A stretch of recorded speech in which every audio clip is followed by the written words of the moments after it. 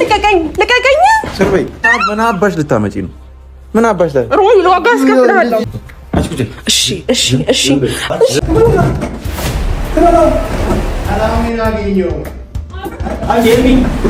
እሺ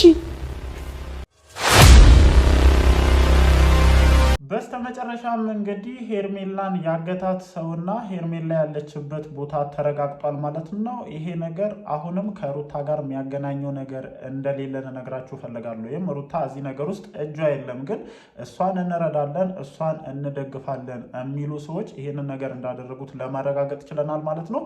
ያም ሆነ ይህ ግን ይሄ ነገር እየተደረገ ያለው በሩታ ስም ነው። እነዚህ ሰዎች ይህንን ድርጊት የፈጸሙት ሩታን እንረዳለን፣ ሩታን እንደግፋለን ወይም ለሩታ እንበቀልላታለን ከሚል ስሜት ተነስተው ስላደረጉ አሁንም ቢሆን በአንቺ ዙሪያ ያሉ ሰዎች አንቺን አስመልክቶ የሚንቀሳቀሱት እንቅስቃሴ አንቺን ትልቅ አደጋ ውስጥ እየከተተሽ እንደሆነ በደንብ መረዳት አለብሽ። እኔ ትላንትና በልጅሽ ስትምይ እዚህ ነገር ውስጥ እጅሽ እንደሌለ እርግጠኛ መሆን ችያለሁ ማለት ነው። ግን ደግሞ እርግጠኛ በሆነም በአንቺ ዙሪያ ያሉ ሰዎች ይህንን ነገር ስለማድረጋቸው ውስጤ በጣም እርግጠኛ ነበረ። ዛሬም የሰማነው ያንን ነገር ነው እና አጠገብሽ ላይ ያሉ ሰዎችን ተው ማለት አለመቻለሽ። ይሄ ጉዳይ የኔ ነው፣ እኔ በፈቀድኩላችሁ መንገድ ነው እኔን መርዳት የምትችሉት፣ እኔ ባልኳችሁ መንገድ ነው እኔን መደገፍ የምትችሉት ብለሽ ለእነዚህ ሰዎች መስመር ባለማበጀተሽ ራስሽን ትልቅ ችግር ውስጥ ነው እየከተትሻለሽ። ያም ሆነ ይህ ማለት ነው አሁንም ቢሆን ምናልባት አንቺ ይህንን ድርጊት ላትፈጽሚ ትችያለሽ፣ ግን አንቺን ለመርዳት የሚፈልጉ ሰዎች ይህንን ነገር ስላደረጉት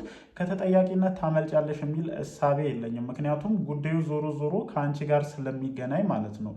አንቺን የውስጥሽን የሚያውቀው ፈጣሪ ነው። ግን አሁን ባለው ሁኔታ ይሄንን ድርጊት የፈጸመው ሰው ወደድሽም ጠላሽም ከአንቺ ጋር የሚያያዝበት መንገድ ስላለ ቀድመሽ ከአንቺ ጀርባ ሆኖ ሰፖርት እናደርግሻለን፣ እንደግፍሻለን የሚሉ ሰዎችን መስመር ማበጀት አለመቻለሽ ትልቅ የሆነ ነገር ውስጥ እየከተተሽ እንደሆነ ነው እንደኔ መረዳት የቻልኩት ማለት ነው።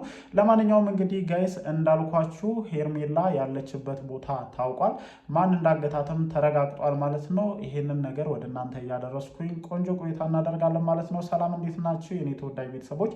ደህና ናችሁ ወይ? አለን እግዚአብሔር የተመሰገነ ይሁን። ዛሬም እንግዲህ በሰማናቸው አዳዲስ መረጃዎች ተመልሰን ወደ እናንተ መተናል ማለት ነው።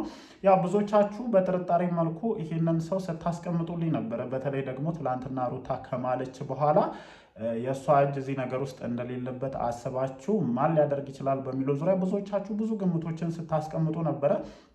የአብዛኞቻችሁ ሀሳብ ተመሳሳይ ነው። እስካሁን ድረስ ይህ ሰው አይን ውስጥ አልገባም። የሚገርማችሁ ነገር ማለት ነው እስካሁን ድረስ አይን ውስጥ አልገባም። እስካሁን ድረስ ታርጌት አልተደረገም። ግን ደግሞ ጠፍቷል። እነዚህ ግርግሮች ላይ አልተገኘም። ደብዛው አልመጣም፣ ግን ጠፍቷል። ከዚህ ቀደምም በሩታ ላይ ትልቅ ችግር ሲፈጠር የነበረ ሰው ነበረ። ብዙዎቻችሁ እንደገመታችሁት ሩታን ሄርሜላን ያገታት ኖቤል መሆኑ ተረጋግጧል ማለት ነው። ያለችበት ቦታም መረጃው ደርሷቸዋል። እንግዲህ ያገኟት ከዛ ቦታ ያውጣት የማውቀው ነገር የለም፣ ግን ኖቤል ጋር እንዳለችና ኖቤል በሩታ ስም እንዳገታት ማረጋገጥ ተችሏል ማለት ነው። ያው በነገራችን ላይ ሩታን እየገፋፋ በጣም ወደዚህ አይነት ጉዳይ ውስጥ ከሚከቱ ሰዎች ነምበር ዋኑ ኖቤል ነው። የእሱ እዚህ ዙሪያ ላይ መጥፋት ደግሞ በጣም ጥያቄ ሊያስነሱ የሚችሉ ጉዳዮች እንደነበሩ ሁላችንም እናውቃለን። ወይም ሄርሜላ ከታገተች በኋላ ልክ ከዚህ ቀደም እንደሚያደርገው እንቅስቃሴ በሩታ ዙሪያ ሆኖ ሲያደርግ አልነበረም እና ሙሉ ለሙሉ ነገሮች ወደሱ መዞራቸውን አረጋግጠናል ማለት ነው። በጣም በቀለን ይፈልጋል። በነገራችን ላይ ይሄ ልጅ መያዝ ካልተቻለ ሩታ ትልቅ ችግር ውስጥ ትገባለች እል ነበር። ምክንያቱም የዛኔ ትዳራቸው እዚህ ደረጃ ላይ ከመድረሱ በፊት ተደጋጋሚ የሆኑ ፋውሎችን ሲሰራ ልጅቷን በማይሆን ሁኔታ ከቤት ሲያስወጣ ኢቭን ጋሽዬ እንኳን መጥቶ ከጋሽዬ ጋር የሚያደርገው ኮንቨርሴሽን ጭምር ትክክል ያልሆነ ነበርና ልጁ እጅግ በጣም መብሰልና መረጋጋት ይቀረዋል እና እንደዚህ አይነት ነገር ማድረጉ ምንም ሊደንቅ የሚችል አይነት ነገር አይደለም። አሁን በሱ ቤት ሩታን እየደገፈ ወይም ሩታን እየተባበረ ነው። ወንድሜ ሩታን በእንደዚህ አይነት መንገድ ልትደግፋትም ልትተባበራትም አትችልም። እንደውም በትልቁ ገደል ውስጥ እየከተትካት እንደሆነ ነው እንደኔ የምረዳው ማለት ነው።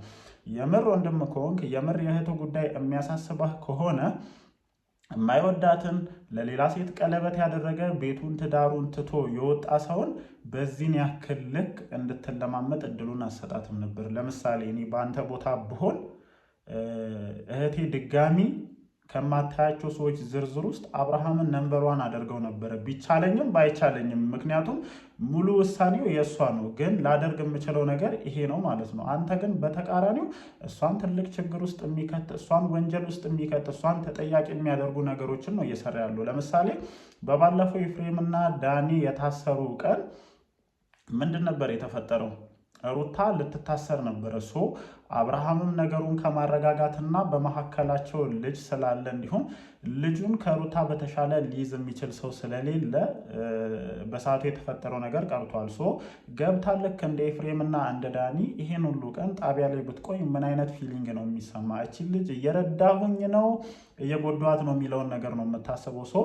አሁንም ቢሆን ወደድክም ጠላህም ትልቅ ወንጀል ነው የሰራው። ለዚህ ወንጀልህ ደግሞ ተጠያቂ ልትሆን የማትችልበት ምንም አይነት ሪዝን ይኖራል ብዬ አላስብም። ለምሳሌ አብርሃም ሊተዋችሁ ይችላል፣ ግን ደግሞ የሄርሜላ ፋሚሊዎች ይህንን ነገር በቀላሉ ይመለከቱታል የሚል እሳቤ የለኝም። እኔ በጣም መብሰል ይቀራቸዋል። የምሬን ነው የምላችሁ። ከአብርሃም እና ከሩታ ጀምሮ እንዳለ በዙሪያቸው ያሉ ሰዎች በሙሉ መብሰል ይቀራቸዋል። በቃ የሆነ ፊልም ላይ የምታዩትን ነገር ነው እንዴ ተግባራዊ ማድረግ የምትፈልጉት? ህይወት እኮ እንደዛ አይደለም። ህይወት እዚህ ሚዲያ ላይ ወይም ፊልም ላይ የምናየውን ነገር ተግባራዊ በማድረግ የሚኖር አይነት ህይወት አይደለም። በመጀመሪያ ሁላችሁም መረዳት ያለባችሁ ይሄ ነው። አሁን አንተ ጀግና ነህ ነው የምትባለው፣ እቺን ልጅ አፍነ ስላስቀመጥክ ምንድን ነው የምትባለው? ከዛ ውጭ ደግሞ እኔ የሩታ በጣም ለራስሽ ማሰብ ያለብሽ ትክክለኛ የሆነ ታይሚንግ ላይ የደረስሽ ይመስለኛል። እኔ እንጃ ምንድን ነው ከዚህ በላይ ሊያስተምርሽ የሚችለው?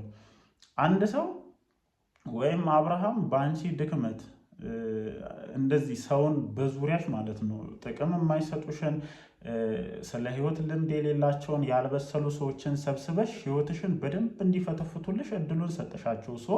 ትዳርሽን እንደዚህ አይነት አደጋ ላይ ጣሉት። ባልሽ ከቤት ሌላ ሴት አይቶ እንዲወጣ አደረገው።